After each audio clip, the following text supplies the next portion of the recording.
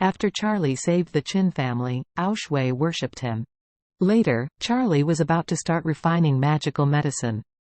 Shui was entrusted by her father Qin Gang to ask Charlie for the medicine. She thought that even if Charlie could give one, it was already a great gift, but he did not expect that Charlie told Shui at the time, "For the face of your little beauty, I will give you two." From that moment, Shui had fallen in love with Charlie deeply. What made her love Charlie even more was that he helped her to be a hero.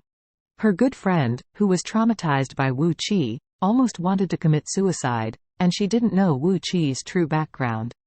Unexpectedly, Charlie would not hesitate to offend the second young master of the Wu family of Orus Hill First family for her face. Moreover, he also treated the second young master of the Wu family so miserably, so she was happy. From that moment on, Charlie became the god in Shui's heart. And it was the god that Shui loved deeply. At this moment, seeing her dream lover finally came, all Shui's emotions were beyond words. She took her father and ran all the way to Charlie, her face flushed with shame. She took a deep look at Charlie, then quickly moved her eyes to the side, but said tenderly, "Mr. Wade, Shui has been waiting for you for a long time.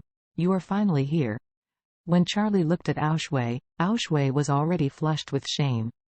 Shui herself was the kind of brave girl, and she was also a martial artist, and she herself had nothing to do with shyness and weakness.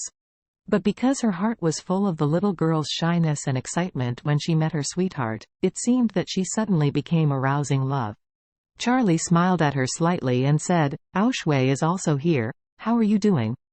Shui blushed and said, "Recently, it's been pretty good. Thank you, Mr. Wade, for caring." Charlie nodded lightly and said to everyone, "Everyone hasn't seen each other for some days.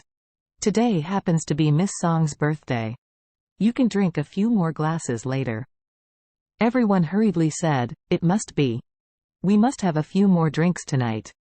Warnya said a little apologetically at this time, "Mr. Wade, please wait a moment, I have to greet some guests."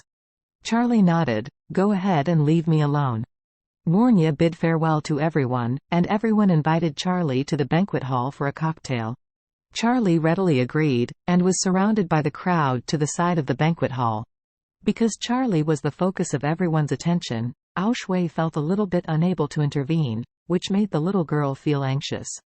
When Charlie saw Shui hesitated to speak several times, he was even preempted by others before he even spoke. He smiled and asked her, "Shui, do you have anything to tell me?" When Shui heard this, she nodded with joy, and said, "Mr. Wade, I have something to tell you in private. I wonder if you have time?"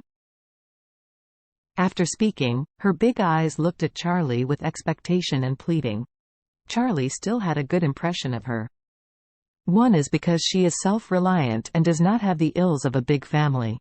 Second, as a little girl from a big family, she could still work hard to practice martial arts, which is really rare among the children of the rich family.